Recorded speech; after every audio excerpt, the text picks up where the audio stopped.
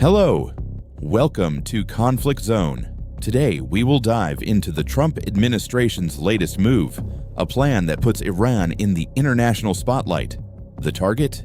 Uranium enriched to 60%, hidden in the depths of the country, capable of completely changing the geopolitical game. Recently, President Trump made a direct call to his followers. Stay tuned to Mark Levin's show on Fox News, because according to him, crucial information would be revealed. He made it clear, a crucial message was being conveyed, and no one could ignore it. The order was direct and blunt. The United States must send troops to the heart of Iran to capture the enriched uranium, if it cannot be destroyed, if it cannot be changed. So the only option is to go there and pick it up, whatever the cost. He added that such an operation would not require 300,000 troops. Deployed troops, such as the 82nd Airborne Division, are highly specialized units, trained for exactly this type of mission since the days of the Reagan administration. Washington Post columnist Mark Chisholm also participated in the program and reinforced the seriousness of the situation. If the United States fails to capture this uranium, Iran could, at the end of the conflict, hand it over to groups such as Al-Qaeda, paving the way for future attacks against Americans. A few weeks earlier, during a congressional hearing, the question had already been posed directly to Secretary of State Marco Rubio. After all, how does the United States intend to secure control over Iran's enriched uranium? The answer came with no room for ambiguity. Someone will have to enter the country to get it back. What seemed at that time to be an isolated statement is now beginning to take on another dimension. Because according to sources close to the negotiations, Washington and Tel Aviv had already been discussing, behind the scenes, the concrete possibility of mobilizing special forces to operate inside Iranian territory, not as a distant hypothesis, but as a scenario under real evaluation, with implications that go far beyond a simple military operation. This is where the situation begins to gain another complexity, because contrary to what many imagine, Iran's enriched uranium is not concentrated in a single point. It was strategically distributed across a network of facilities located in the most protected interior of the country. Many of these structures are not visible on the surface because they were built under mountains or armored by thick layers of concrete, designed precisely to resist any attempt at direct attack. One of the main deposits is at Natanz in Isfahan province, a facility that alone already holds much of Iran's enrichment capacity and is designed to operate underground, far from any immediate reach. Natanz has always played a central role in Iran's nuclear program, functioning as one of its most sensitive pillars. Two distinct structures operated there, one visible on the surface and another hidden about 50 meters deep, designed precisely to withstand direct confrontation scenarios. In June 2025, this complex became the target of an action that changed the tone of the discussion. B-2 Spirit bombers dropped GBU-57 bombs, known as bunker busters, capable of penetrating fortified structures before detonating. The images that came later indicated that the facility had been hit significantly, with damage suggesting operational destruction. But the most delicate point comes later. Months later, the International Atomic Energy Agency confirmed that the entrances to underground areas had been sealed, buried, and sealed with cement. And that opens up a question that remains unanswered. The material that was there may not have been disposed of, just isolated, buried under layers of concrete and rubble, out of immediate reach, but still present. If Natanz already poses considerable challenges, the second point of this equation takes this logic to another level. Fordow, located near the city of Qom, appears as perhaps the most protected nuclear facility in all of Iran, not only because of its function, but because of the way it was designed. Unlike other structures, Fordow was literally excavated inside a mountain, reaching depths that can reach 90 meters. It is not just about concealment, but a project designed to withstand the worst possible scenario. In June 2025, this facility was also the target of a large-scale operation. 6 B-2 Spirit bombers dropped a sequence of GBU-57 bombs specifically designed to penetrate structures of this type. Subsequent assessments indicated a significant level of destruction, with the International Atomic Energy Agency confirming that virtually all sensitive equipment was compromised.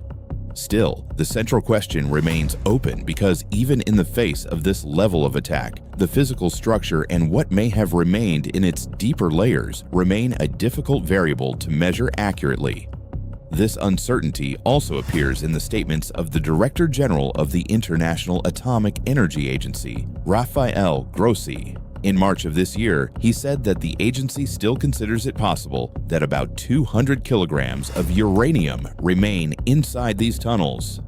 That is, even after the attacks, some of the material may remain there, not visible, not accessible, but also not completely eliminated.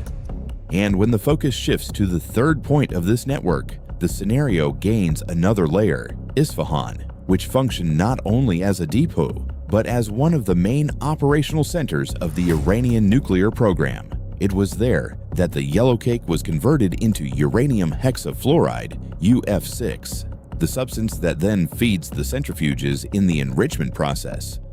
But Isfahan was not limited to this function. The complex also included a factory dedicated to the production of nuclear fuel, research centers, and even structures built inside a mountain, further expanding the level of protection. In June 2025, the region was the target of attacks conducted by both Israel and the United States with the use of Tomahawk missiles and guided bombs. The operations reached strategic points but did not end the uncertainties. That's because recently, the International Atomic Energy Agency revealed the existence of a new underground complex in Isfahan, a site that until now could not be inspected. And it is precisely here that another variable arises, the possibility that part of the uranium is stored in this still unknown space. And finally, the fourth point comes, perhaps the most enigmatic of all. Kirkland Gazla, also known as Pickaxe Mountain, located about a mile south of Natanz. Excavated in the Zagros mountain range, this complex goes even deeper than the previous ones, with tunnels that exceed 100 meters in depth. It's not just a protected facility, it's a space designed to remain out of reach and, to some extent, out of sight. What exactly exists there is still not entirely clear, but the structure raises a possibility that is difficult to ignore. The site may be being used to store enriched uranium or even to sustain a new enrichment facility, far from any direct monitoring. Satellite images from June 18, 2025, just 4 days before the U.S. attacks, show trucks leaving the area of this mountain complex, a move that suggests something was being moved to the site. And there is a decisive detail. This facility was not targeted by either the United States or Israel.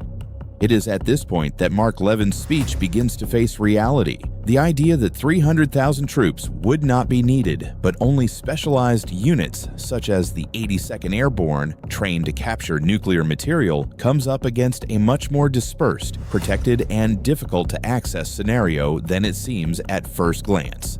But the central point is not in technical capacity. It is in logistics and geography. We are talking about multiple sites, at least 4, possibly more, scattered throughout the interior of Iran, hundreds of kilometers from the coast.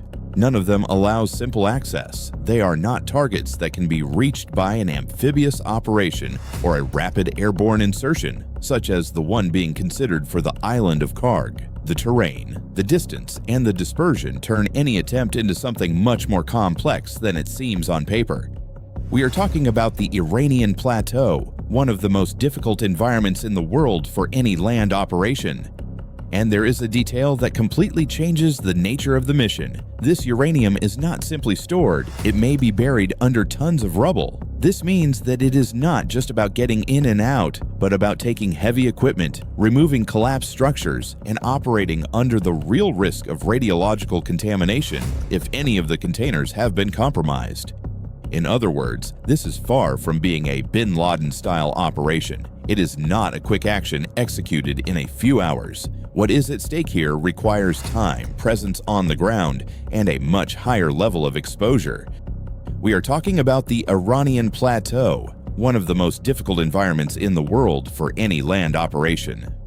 And this is not ignored by the American government itself. Pentagon officials have already made it clear that before any move, there is a question that needs to be answered. Where exactly is the uranium? It is precisely here that Levin's speech, amplified by Trump, begins to reveal a much deeper issue than it appears at first glance. If the United States really concludes that it needs to physically capture this uranium and not just destroy or neutralize it from a distance, then the picture changes completely. The war could not be limited to airstrikes or to one-off operations on the coast and on the islands. This would require real penetration into Iranian territory. It may not necessarily mean a conventional invasion along the lines of Iraq or Afghanistan, with hundreds of thousands of troops, but still, it implies a much deeper level of engagement than the opening discourse suggests. But, in practice, this would point to another type of operation, something involving tens of thousands of military personnel, not just special forces, but units sustained for weeks on the ground, with logistical corridors protected by the Air Force, and possibly with technical support from nuclear experts. Some signs are already beginning to appear. The Pentagon would be mobilizing about 3,000 paratroopers from the 82nd Airborne, as well as Marine Expeditionary Units, bringing the initial contingent to something close to 8,000 fighters. And there are indications that this number may grow in the coming weeks. Basically, everything converges on the same point, the issue of uranium, because destroying facilities from the air is one step. It is quite another to enter, deal with collapsed structures, locate radioactive material, ensure its removal, and get it out of the country safely. It is this leap that can transform the entire nature of the operation. And if you liked the video, don't forget to leave your like here. And if you are not yet subscribed to the channel, subscribe now and activate the notification bell so you don't miss any news. Thank you.